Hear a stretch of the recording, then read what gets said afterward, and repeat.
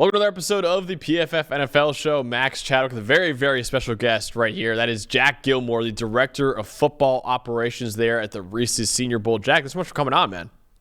Yeah, appreciate you having me, Max. Looking forward to chatting with you. Of course, yes. We were at the Senior Bowl in Mobile this past year. It was a great time down there. Excited to go to future events there. But obviously, some big news at the Senior Bowl recently. Jim Nagy, the former executive director of the Senior Bowl, now the general manager of Oklahoma football. So very excited to see what he could do there with the Sooners. But you obviously worked with Jim very, very closely over the last few years or so.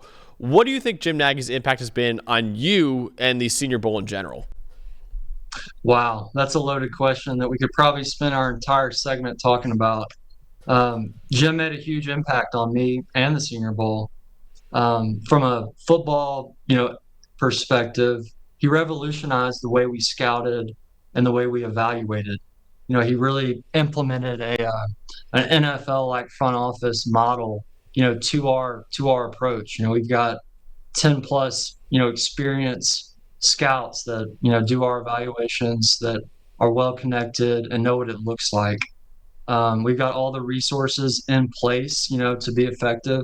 You've got to watch the film. You've got to have connections with, PFF and Catapult and people at NextGen to store all your information in a database. And Jim was instrumental in forming all of that and cultivating those relationships.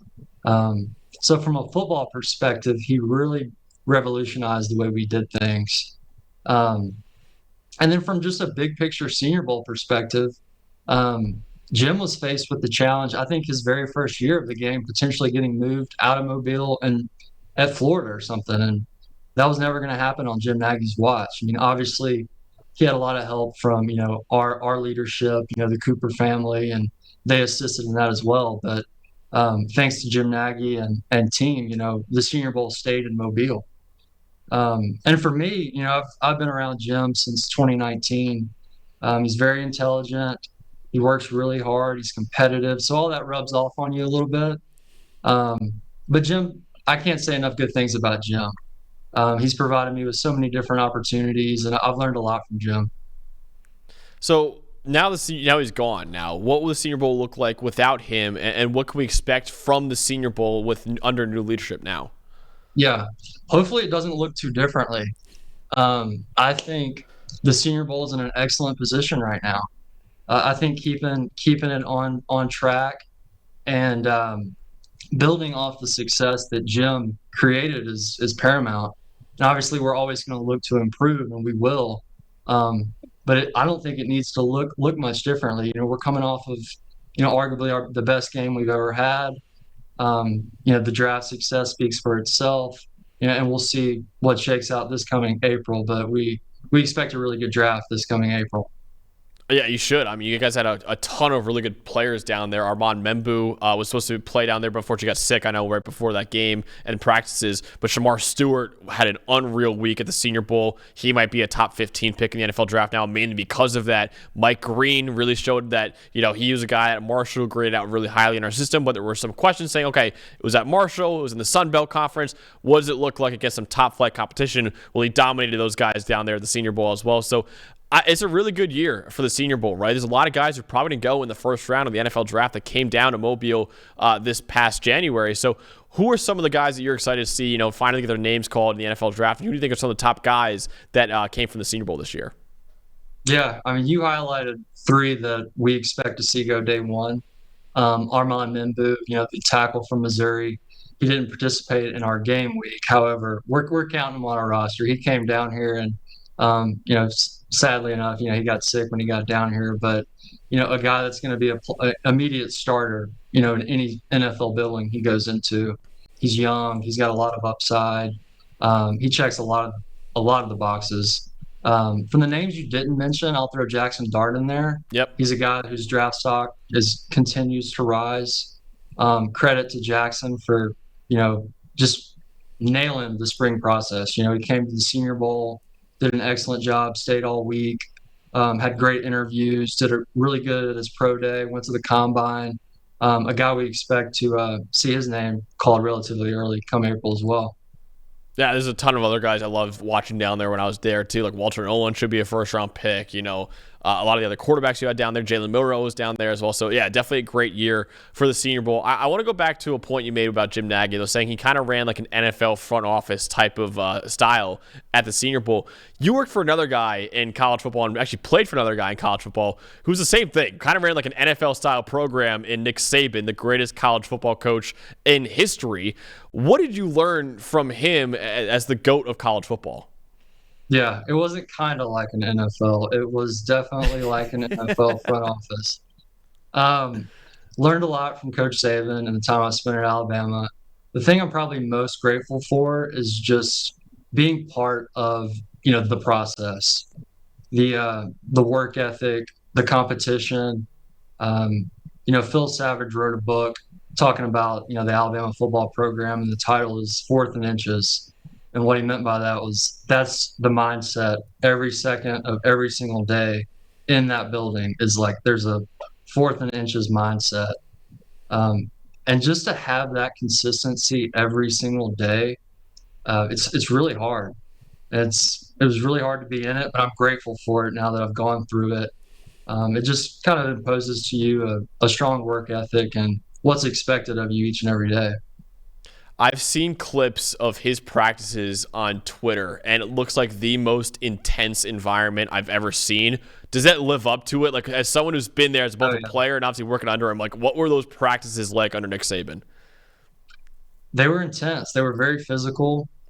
They weren't like most college football practices in the physical aspect. I mean, the old expression like practice is going to be easy, or excuse me, practice is going to be hard and the game's going to be easy. I think that was definitely the case for us at Alabama, where the people that we practiced against were better than the people that we played against most of the time. Um, but yeah, I mean, just the amount of talent we had, not just the players, but the coaches. I mean, we just challenged each other every single day. But from the player perspective, I mean, you were fighting every single day to like get playing time. You were never comfortable. There was always someone or something nipping at your heels to push yourself.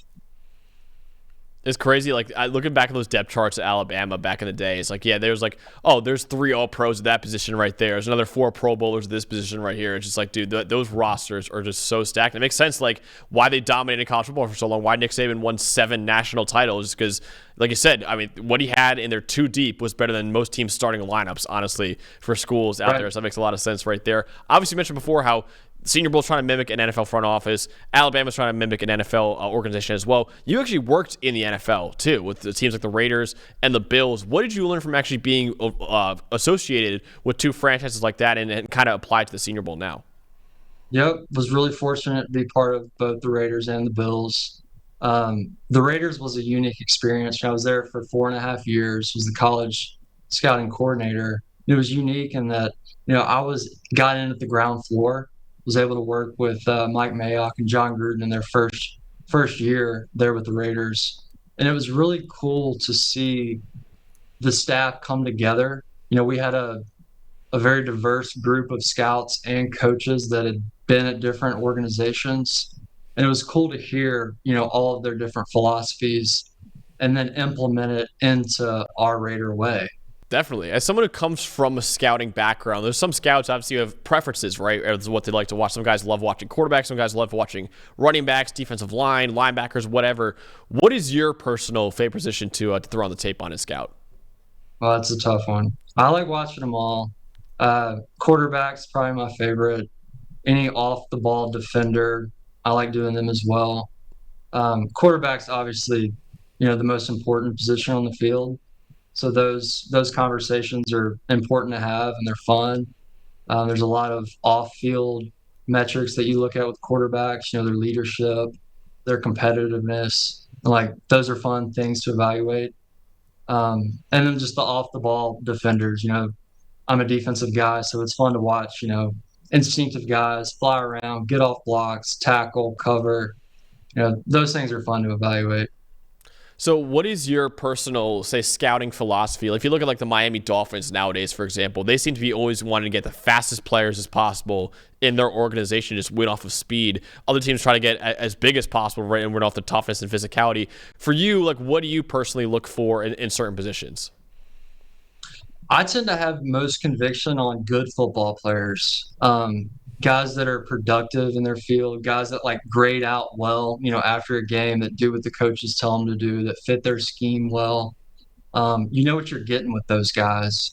They might not necessarily have, the highest ceiling, but again, you know what you're getting. And most of the time, those are the guys that have really high football character. They work hard. They're tough. I think if you build your team with those type of guys, you've got a good chance. The Bills do a good job of getting those guys in the building. Um, but I think any good scout, their philosophy is going to be whatever their team is. You better learn, what your coaches want, what your overall vision of a team is. At the Senior Bowl, we're different. We're most teams. There's an old saying in scouting: we're not collecting talent. We're building a team. Well, it's the opposite at the Senior Bowl. Like, we're not building a team. We're just collecting talent. So it's my job's somewhat easier in that we're just trying to identify the best possible players, bring them down here, guys that are going to do well in a one-on-one setting. We never want to bring guys down here that, might struggle in one-on-ones because that might sometimes hurt their draft stock. So yeah, we want guys that just freaking football players out there that are very talented at the Senior Bowl, and obviously, ones that are probably going to get drafted. When it gets kind of down at the bottom of each position group, we'll have those conversations. And an important question we always ask is like, okay, who's got the better chance of getting drafted here? And those are always really fun conversations to have. I love that. I think, bringing in good football players is a pretty good philosophy to have, honestly. I mean, it feels like sometimes in the draft process, we kind of overthink some guys out there who are really good, productive players in college. Maybe he didn't have the athletic measurables you were looking for at the combine. It's like, dude, this guy dominated college football for 3 years. Like, he's going to probably be able to do pretty well in the NFL as well. We interviewed Jim Nagy a few times earlier, and I always love getting the stories from him. There's guys that, come out of nowhere that, like Quinn Miners, for example. Nobody knew who Quinn Miners was. Comes to the Senior Bowl, explodes, and now is one of the best offensive linemen in the NFL. Do you have any like Senior Bowl success stories that you love to talk about? Some guys that maybe you were pounding the table for that came into the Senior Bowl because you were kind of arguing for him and now have blossomed into a productive NFL player? Unfortunately, those stories are going to get, shorter and shorter because of just the nature of college football right now of, players getting paid to go to these, Power Five programs. Carson Vincent Yeah. this year's draft class, Alabama A&M offensive tackle. He fits that mold. HBCU school. He had an excellent Senior Bowl week. He's long, he's big, he's raw, but he's mean. He's got above average athleticism. He can definitely be a starting tackle in the league just with some development, but a guy that really helped himself through the Senior Bowl process.